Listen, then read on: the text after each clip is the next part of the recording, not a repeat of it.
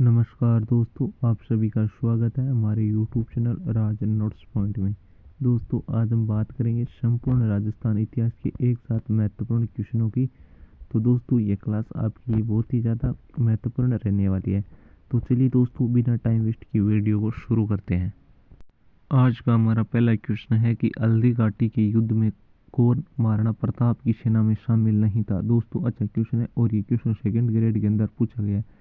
जो 7, 8 और 9, 10 सितंबर को एग्जाम हुआ था, उसमें ये क्वेश्चन 2 बार पूछा गया था कि हल्दी घाटी के युद्ध में कौन महाराणा प्रताप की सेना में शामिल नहीं था।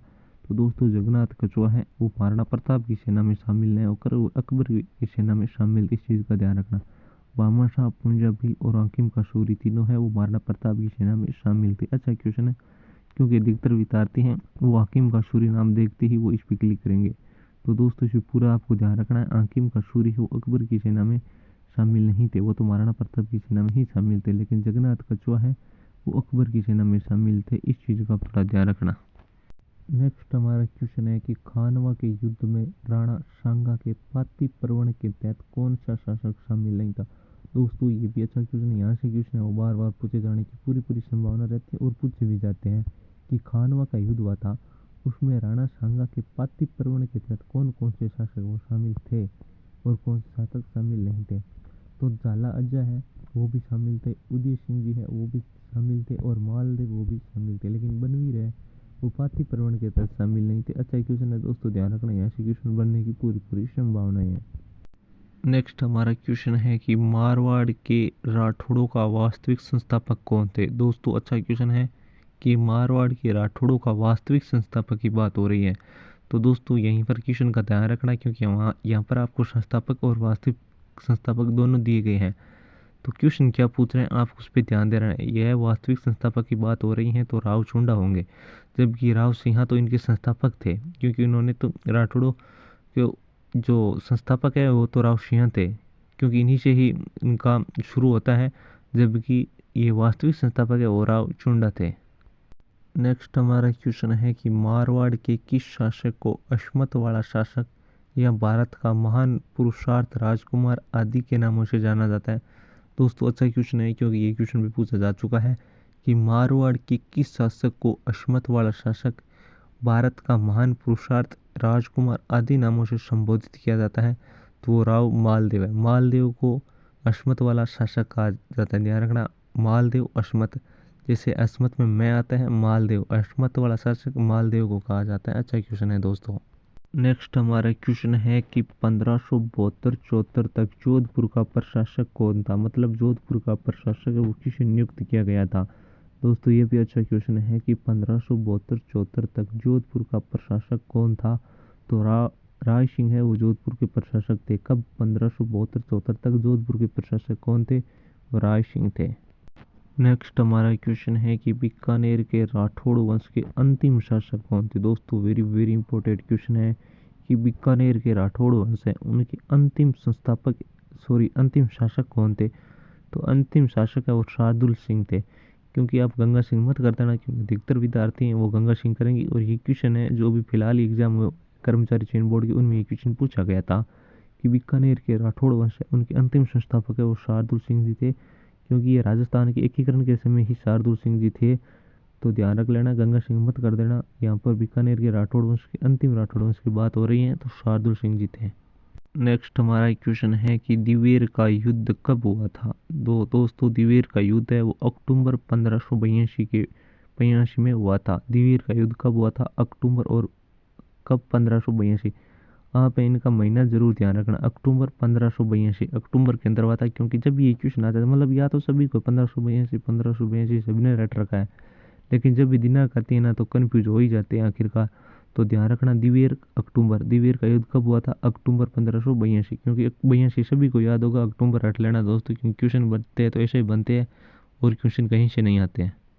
नेक्स्ट हमारा क्वेश्चन है कि गुहिल वंश में सर्वप्रथम प्रशासनिक या नौकरशाही व्यवस्था किसने शुरू की। दोस्तों, वेरी इंपॉर्टेंट क्वेश्चन है कि गुहिल वंश में सर्वप्रथम प्रशासनिक या नौकरशाही व्यवस्था वो किसने शुरू की। ये अल्लट ने की थी। क्योंकि गुहिल वंश नाम आते ही अधिकतर विद्यार्थी वो परावल पे चले जाते हैं।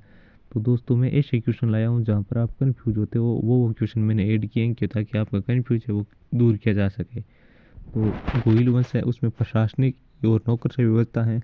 ये किसके शासनकाल में शुरू हुई थी? तो अल्लट के शासनकाल में शुरू हुई थी, थोड़ा ध्यान रखना। नेक्स्ट हमारा क्वेश्चन है कि गोहिल वंश के संस्थापक कौन थे? दोस्तों यहाँ पर गोहिल वंश के संस्थापक की बात हो रही है, तो मैंने बप्पा रावल इसलिए दिए हैं क्योंकि अधिकतर विद्यार्थी बप्पा रावल ही करेंगे, क्योंकि यही आप कन्फ्यूज होते हैं, क्योंकि रट तो आपने बहुत रखा है, याद आपने बहुत कर रखा है। क्योंकि कुछ क्वेश्चन ऐसे होते हैं जो अपन बिना समझे ही उन पर क्लिक कर देते हैं, तो हमारा क्वेश्चन गलत हो जाता है। और एग्जामिनर ऐसे क्वेश्चन है वो अधिकतर देते हैं, क्योंकि पोस्ट काफ़ी कम है तो ऐसे क्वेश्चन आने लाजमी है। तो गोहिल वंश के संस्थापक की बात हो रही है, तो यहाँ पर आपको गुहादित्य दिया गया है, तो गुहादित्य करना होगा, क्योंकि बप्पा रावल है वो तो गोहिल वंश के वास्तविक संस्थापक है। और आपको क्वेश्चन ये पूछ रहा है कि गोहिल वंश के संस्थापक कौन है, तो गुहादित्य है। दोनों का आप कन्फ्यूज है वो दूर कर लेना। गुहादित्य है वो इनके संस्थापक है, और बप्पा रावल है वो गोहिल वंश के वास्तविक संस्थापक है, थोड़ा ध्यान रखना, अच्छा क्वेश्चन है। नेक्स्ट हमारा क्वेश्चन है कि मैं ऐसे 10 दुर्गों को मुसलमान के एक बाल के बराबर महत्व नहीं देता, यह कथन किसका है? दोस्तों अच्छा क्वेश्चन है। यह कथन है वो जलालुद्दीन खिलजी का है, क्योंकि जलालुद्दीन खिलजी ने जब रणथंबोर दुर्ग का घेरा डाला था रणथंबोर दुर्ग में, तो उन्हें ये दुर्ग नहीं मिला था। तब उन्होंने कहा था कि मैं ऐसे 10 दुर्गों को मुसलमान के एक बाल के बराबर महत्व नहीं देता। यह कथन किसका है? जलालुद्दीन का। क्वेश्चन ये भी पूछा जा सकता है किस दुर्ग के बारे में कब कहा, तो ये रणथंबोर दुर्ग है उसमें घेरा डाला तब कहा, क्योंकि ये दुर्ग उन्हें मिला नहीं, तो इसलिए उन्होंने ये कथन कहकर वह वापस चले गए थे। नेक्स्ट हमारा क्वेश्चन है कि अमीर देव चौहान के समय में दिल्ली के समकालीन सुल्तान कौन थे? क्वेश्चन ये पूछ रहे हैं कि जब अमीर देव चौहान शासक थे उस टाइम है वो दिल्ली के शासक कौन थे? तो दिल्ली के सुल्तान हैं वो अलाउद्दीन खिलजी और जलालुद्दीन खिलजी दोनों ही रहे थे, लेकिन हमारे ऑप्शन में अलाउद्दीन खिलजी एक है, इसलिए हम अलाउद्दीन खिलजी कर रहे हैं, क्योंकि ऑप्शन में जलालुद्दीन खिलजी भी दिया जा सकता है। दोनों ऑप्शन है वो एक साथ आपको नहीं मिलेंगे, कभी भी नहीं मिलते, क्योंकि ये दोनों ही अमीर देव चौहान के समय शासक रहे थे। पहले अलाउद्दीन खिलजी रहे थे, उनके बाद अब जलालुद्दीन खिलजी रहे थे। तो आप दोनों का ध्यान रखना, क्योंकि मैंने तो यहाँ पर अलाउद्दीन खिलजी दे दिया है, लेकिन एग्जाम में आई क्वेश्चन और वहाँ पर जलालुद्दीन ऑप्शन मिले, अलाउद्दीन मिले ही नहीं, तो फिर आप कहोगे कि हमने नहीं कराया। तो ध्यान रखना, क्योंकि अलाउद्दीन और जलालुद्दीन दोनों ही अमीर देव चौहान की दिल्ली के समय सुल्तान थे। नेक्स्ट हमारा क्वेश्चन है कि अजमेर में आना सागर झील व पुष्कर में वराह मंदिर का निर्माण किस शासक ने करवाया था?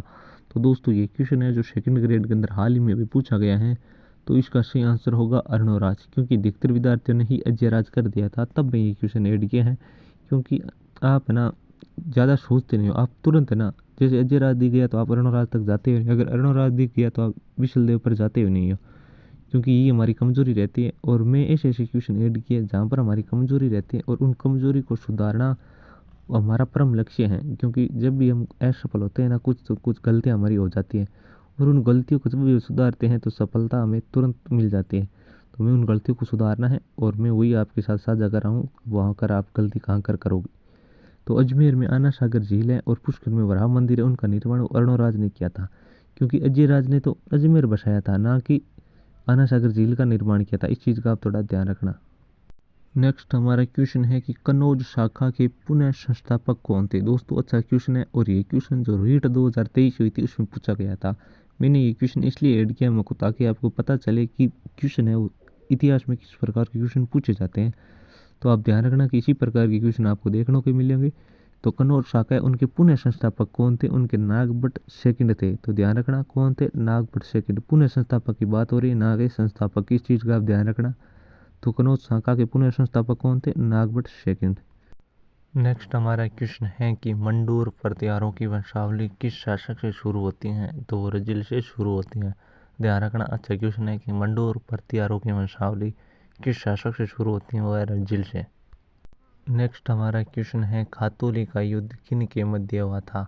तो खातौली का युद्ध है वो राणा सागा व इब्राहिम लोदी। आप ऐसे याद कर लेना, राणा सागा मतलब सागे मोदी, राणा सांगा और इब्राहिम लोदी मतलब साथ में कौन है? मोदी। राणा सांगा और इब्राहिम लोदी के मध्य खातौली का युद्ध लड़ा गया था। आज का हमारा अंतिम प्रश्न है कि बयाना का युद्ध किन के मध्य हुआ था? तो बयाना का युद्ध राणा सांगा व बाबर के मध्य लड़ा गया था। तो बयाना का युद्ध किन के मध्य हुआ था? तो राणा सांगा व बाबर के मध्य लड़ा गया था। तो दोस्तों आज की हमारी सीरीज ये कंप्लीट हो गई है। नेक्स्ट कौन से टॉपिक के आपके साथ क्वेश्चन साझा किए जाए तो कमेंट जरूर करें। मिलते हैं नेक्स्ट वीडियो में जल्दी, तब तक बने रहिए। धन्यवाद मित्रों।